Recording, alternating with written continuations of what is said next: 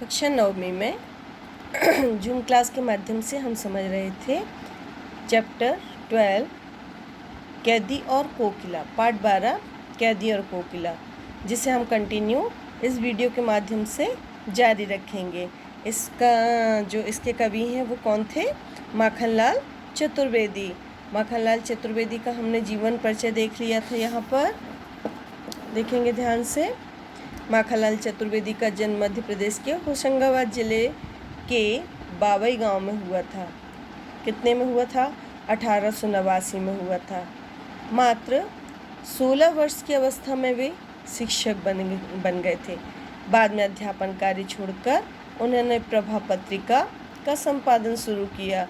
लेकिन हमें इतना सारा सब कुछ नहीं देखना। एक तो इनका जन्म स्थान और इनका देहांत कब हुआ था? 1968 में। हिम किरीटनी, साहित्य देवता, हिमतरंगिणी, वेणु, लौ गूंजे धरा इनकी प्रमुख कृतियाँ थीं। फिर है माखनलाल चतुर्वेदी की रचनाएं राष्ट्रीय भावना से युक्त थीं। तो इससे इनमें स्वतंत्रता की चेतना के साथ साथ देश के लिए त्याग और बलिदान की भावना भी मिलती जुलती है। जो हमारी ये कविता है कैदी और कोकिला, वो इसी पर आधारित है। इसलिए उन्हें एक भारतीय आत्मा भी कहा जाता है। इस उपनाम से उन्होंने कविताएं भी लिखी हैं। वे एक कवि, कार्यकर्ता थे। स्वाधीनता आंदोलन के दौरान कई बार जेल भी गए और उन्होंने भक्ति, प्रेम और प्रकृति से संबंधित कविताएं लिखी। कई बार जेल गए तो जेल की यातनाएं भी सही। चतुर्वेदी जी की कविता में शिल्प की तुलना में भाव अधिक महत्व है। उन्होंने परंपरागत छंदबद्धता और तत्सम शब्दावली के स्थान पर बोलचाल की भाषा का इस्तेमाल किया है। जो उनके लेख हैं उसमें बोलचाल की भाषा का बहुलता पाई जाती है। उर्दू फारसी के शब्दों का भी प्रयोग उन्होंने किया है। अब हम इस कविता में देखेंगे कि ऐसा उन्होंने इस पाठ में क्या वर्णन किया है। तो ध्यान से देखो कि ब्रितानी उपनिवेशवाद के शोषण तंत्र का बारीकी विश्लेषण करती कैदी और कोकिला कविता बहुत लोकप्रिय रही। यह कविता क्यों लोकप्रिय थी? क्योंकि यह कविता भारतीय स्वाधीनता सेनानियों के साथ जेल में किए गए दुर्व्यवहारों और यातनाओं का मार्मिक साक्ष्य जो प्रस्तुत करती है। साक्ष्य मतलब सबूत प्रस्तुत करती है। कवि जेल में एकाकी और उदास है। कोकिल से अपने मन का दुख, असंतोष, ब्रितानी मतलब ब्रिटिश शासन के प्रति अपने आक्रोश को व्यक्त करते हुए वह कहता है। कौन कहता है? कवि कहता है कि यह समय मधुर गीत गाने का नहीं बल्कि मुक्ति का गीत सुनाने का है। कवि को लगता है कि कोयल भी पूरे देश को एक कारागार के रूप में देखने लगी है, इसलिए अर्धरात्रि में चीख रही है। तो कैदी कोकिला से बात करते हुए ये कविता की रचना करते हैं। अब है पार्ट 12 कैदी और कोकिला। सबसे पहले देखो कविता की लाइन है, क्या गाती हो, क्यों रह जाती हो, कोकिल बोलो तो, क्या लाती हो, संदेशा किसका है, कोकिल बोलो तो। पहले पैरा में देखो, सबसे पहली लाइन है कोकिल यानी क्या होता है? कोयल। स्वतंत्रता के लिए संघर्ष करने के कारण कवि को अंग्रेज़ों ने कई बार तो कारावास में डाल दिया, कैद में डाल दिया। और एक रात में उसे एक कोयल की कूक सुनाई देती है। कोयल प्रायः रात को नहीं कूकती। कवि उसकी इस कूक पर कहता है कि हे कोयल से बात करते हुए कहते हैं कि हे कोयल, तुम इतनी रात में क्यों कूक रही हो? तुम कहो तो, तुम क्या गाती हो और फिर बार बार तुम चुप क्यों हो जाती हो? क्या तुम किसी क्रांतिकारी का संदेश लेकर आई हो? वह संदेश किसकी ओर से है?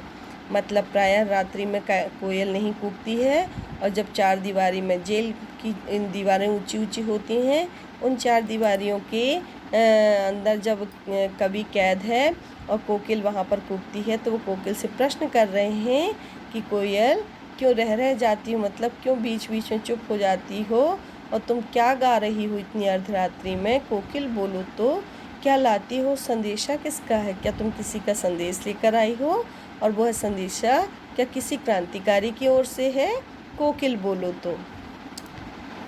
ऊंची काली दीवारों के घेरे में, डाकू चोरों बटमारों के डेरे में, जीने को तो देते नहीं पेट भर खाना, मरने भी देते नहीं तड़प रह जाना।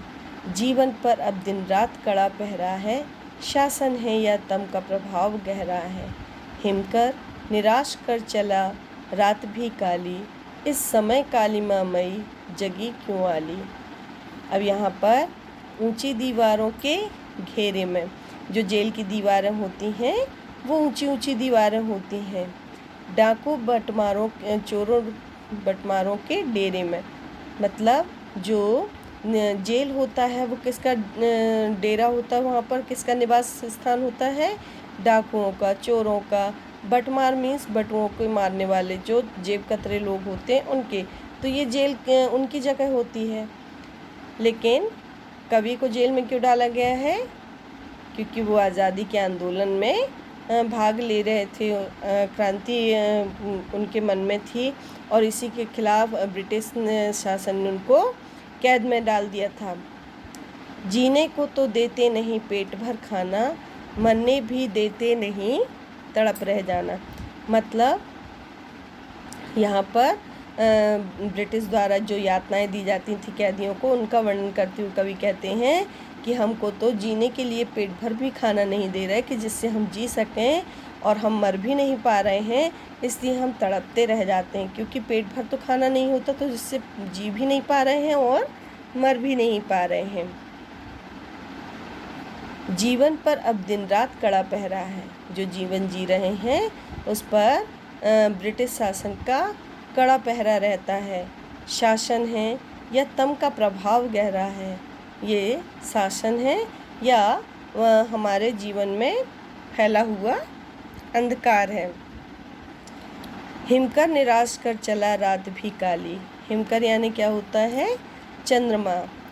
हिमकर निराश कर चला रात भी काली, चंद्रमा भी काली रात में चला गया यहाँ से। इस समय कालिमा मई जगी क्यों आली, इस काली अर्धरात्रि में हे सखी, आली का मतलब क्या होता है? सखी, तो तू क्यों जाग रही है? हे सखी, तू अर्धरात्रि में क्यों कूक रही है?